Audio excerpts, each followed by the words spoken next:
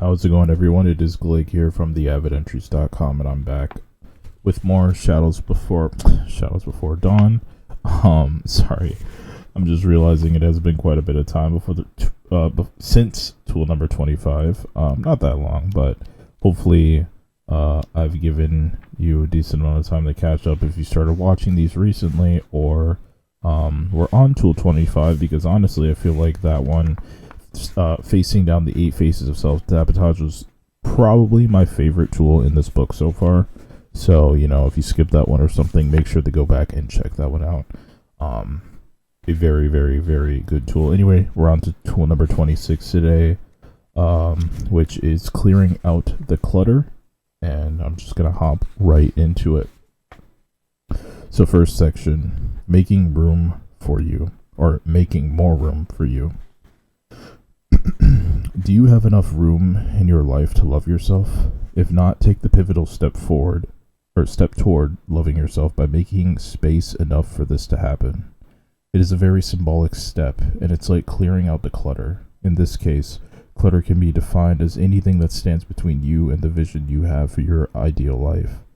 It's not easy to clear your life of what doesn't serve you. It takes courage, but the truth is, when your life is full of clutter, there's no room for self-love. Think of it this way. If there is any space that is occupied by something that doesn't serve your highest good, there is less space for things that do serve your highest good. This is true whether that space is your mind, your body, a closet, your whole house, or just a sock drawer. Start by taking an objective look at your life. Is your body cluttered? Is your mind cluttered?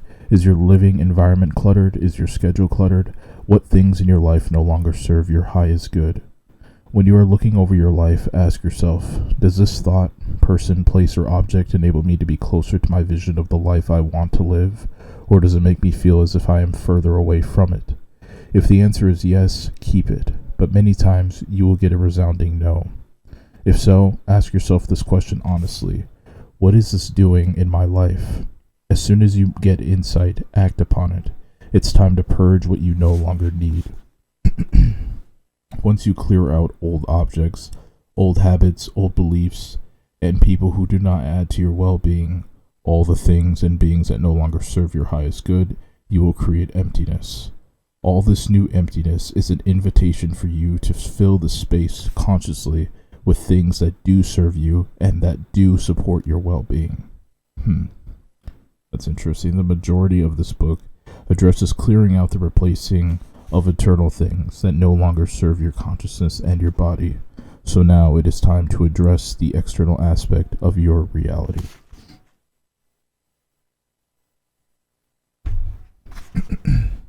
Next section, getting a handle on your stuff. Start with the physical aspects of your life. Clear out the material clutter from around you. Again, it is important to remember that clutter can be defined as anything that stands between you and the vision you have for your ideal life. If your reality is physically cluttered, that is a reflection of your internal reality. If your physical reality is stark, controlled, and colorless, that is also a reflection of your internal reality. Since your physical world mirrors your consciousness, it is profoundly self-loving to create an environment for yourself that supports your happiness and well-being. Maybe this task will be as simple as reorganizing your closet, painting your room a color that you love, cleaning a dirty car, sorting out a cluttered garage, or rearranging furniture. Maybe it will entail changing your entire living space. Be honest about what things serve your highest good and what things do not. It can be overwhelming, perhaps, but it is important to begin somewhere. Survey each item one by one in the space that you are clearing out, and ask yourself, does this thing serve my highest good? Does this thing lend to my happiness? Does this thing make me feel closer to my vision of the life I want to live, or does it make me feel further away from it? If the answer is yes, keep it. If the answer is no, it has no place in your life. If you feel as if you aren't ready to entirely get rid of something yet, but you know that it doesn't fit your vision or your best life, put it in a box and put it in storage out of use. You can decide later whether you want to keep it or not. Remember that your happiness right here and now is more important than all your stuff. Some of us surround ourselves with actual physical clutter, while other clutters are space with absence. This may sound like a contradiction in terms, but it isn't. Some of us can become obsessive compulsive, and instead of creating chaos, we create our worlds in the image of control, monotony, and lifelessness. If your environment is drab and lifeless, it is time to start bringing some life to it by adding things that cause you to feel positive emotions. Now is the time to create an external reality that mirrors the best life that you can envision for yourself. I just think when she mentions clutter, I'm like, oh God. Oh God. Next section. People can cause clutter. It's also time to survey the people in your life. When we don't love ourselves, we have a way of attracting all kinds of people into our lives who support self-hate. Which people in your life don't serve your highest good? Are there individuals who drain you or use you instead of supporting you? If you feel the need to end relationships with those who don't serve your highest good, now is the time to do so. In particular, it is very important to end relationships with people who are abusing us. If it doesn't feel right to cut people out of your life altogether, you may want to simply express to them the way they make you feel. Be aware, though, that you may have attracted a great many people who are similar to you, insecure with themselves, and so receiving this message from you may give them an excuse to go into defense mode. Avoid blaming them when you speak to them. Simply tell them how they make you feel and why. They may not be receptive, and they may not respond in the way you wish they would. Just remember that it doesn't matter. You aren't expressing yourself to them because you are trying to get love from them. You also aren't doing this for them. You're doing it for you. Next section. Stress can cause clutter. Perhaps the most important thing to clear out of your life when it comes to self-love is stress, because stress is clutter. Stress is pure resistance. And as we've mentioned before, ask yourself, what is it that I am resisting? Contrary to popular belief, stress isn't caused by circumstance, such as having no time, not having enough room to put things away, not having someone to help us out, and so on. We blame many things for our stress, but stress is actually always the result of a thought that we are thinking about the circumstance we find ourselves in. To let go of stressful thoughts, we must recognize them and then clear them out of our minds. To do this, you first pay attention to how you feel. When you feel negative emotion, ask yourself, what thoughts are going through my mind? If it is difficult to tune into your thoughts in this way, try to trace backward and identify the circumstance you encountered that caused you to start feeling bad. Then ask yourself, what thoughts was I thinking about that circumstance? Once you have identified the negative thoughts, pick one of the thoughts to work on. The best way to mentally clear negative thoughts from your mind is to ask yourself, who would I be without this thought? Ask yourself this question relative to the thought that you have chosen to work on, and spend some time really envisioning what your life would look like and how you would feel if you didn't even have the ability to think that thought. The next step is to reverse the thought and ask, in what way is this reverse statement as true or more true than the original thought? For example, we could start with the thought, I have to get it all done today, and you could reverse it and think, I don't have to get it all done today. Then search for all the evidence that you can find to support the second statement. Here are some examples of ways you can support the fact that you don't have to get it all done today. 1. I am the only one putting this pressure on myself. I am the only one who decided that I have to get it done, so I can choose to release myself from this expectation. That totally relates to me at the moment too. 2. The minute I complete this task, I will inevitably find another thing that I have to get done, and so in reality, I can never get it all done. 3. If I tried to get it all done today, I'd be so stressed that I'd get sick, and I couldn't get anything else done. So obviously, I don't have to get it all done today if it's not even in my power to do that. 4. I'm not going to die if I don't get it all done today. So this is not a life or death situation. Try to think of as much evidence as you can to support that supports the reverse. Yeah, that supports the reverse of a thought that is creating stress for you. It doesn't necessarily have to be evidence in support of the reverse statement. You could choose to simply come up with any thought that causes you to feel better about whatever it is that is causing you stress. Any thought that causes you to feel less stress is causing you to release resistance and therefore contributing to your own well-being. Next section, pack up productivity and live in the present.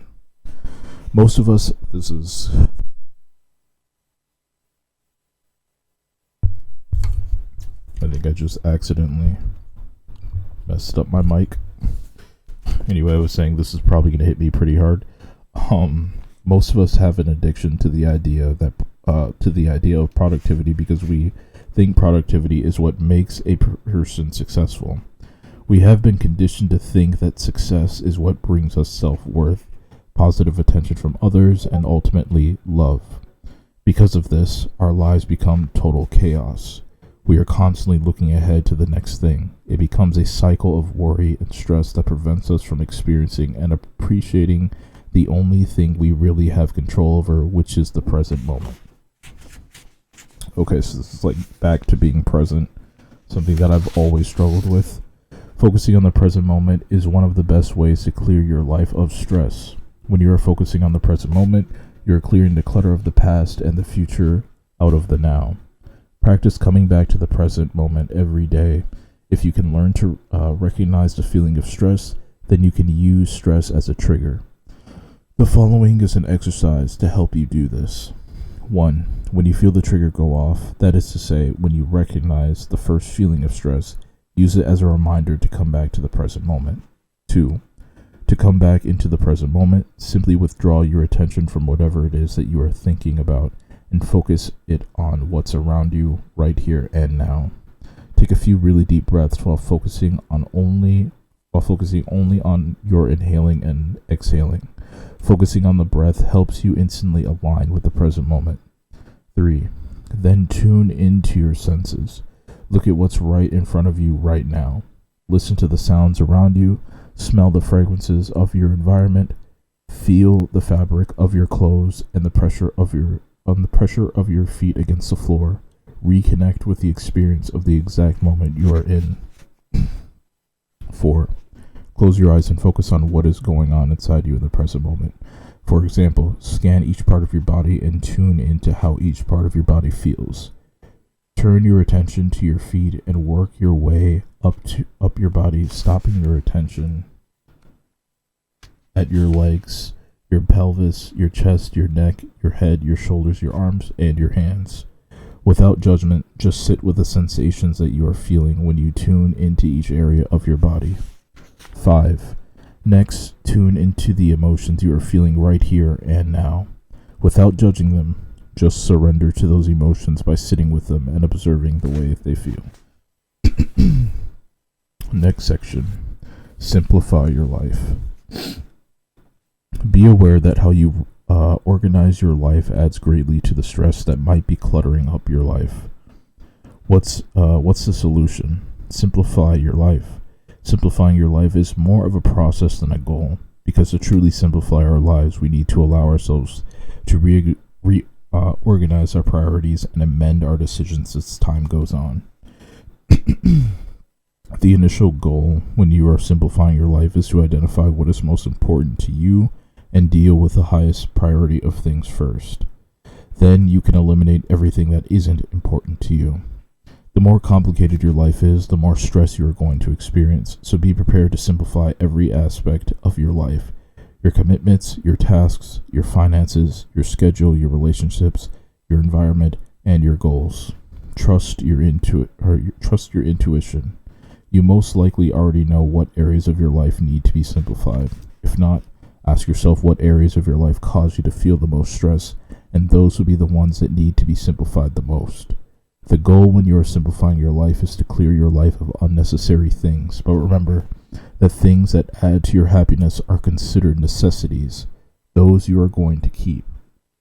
Many proponents of simplification would have you to believe, or would have you believe that in order to truly simplify your life, you must become a minimalist, but this is not true. What makes them happy is to live minimally, and that is fine for some people. It can be a noble way to live if that's what you like, but you may be happiest when you surround yourself with all the splendors that this world has to offer. Chances are, if you were to simplify your life to the point of minimalism, it wouldn't be out of the actual desire to live simply. It would be because you think that you should live that way. To someone who enjoys comforts around them, minimalism is just an exercise in depriving themselves. In summary, people who love themselves have no room for things in their lives that don't serve their highest good. When you take the time to clear your life of the things that no longer serve you, that do not lend to your happiness, and that do not line up with your best life, you are opening up space for things that do serve you.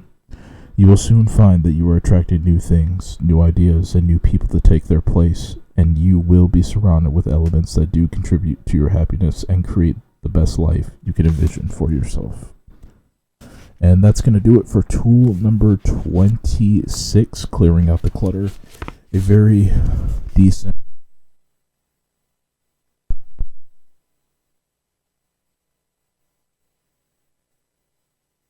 I really need to make sure that my mic does not randomly mute, because sometimes there's like an audio burst, or I guess if I exhale too loudly on the mic or something, it'll just like cut out completely. I wonder why that's happening.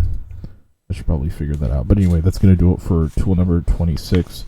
Let's see, 27 is next. Obviously, there's 28, and then there is 29. So I think last time I said that there were only 3 left. Now officially we're on the last 3 tools, so I'll savor these last 2. Not really, not too long, but I will try my hardest to get tool number 27 out for sure before the end of the week here. So thanks for watching. If you guys have any thoughts on this this chapter, let me know them in the comments below. Would definitely love to check them out. And yeah, thanks for watching, and I'll catch you guys in the next video. Take care.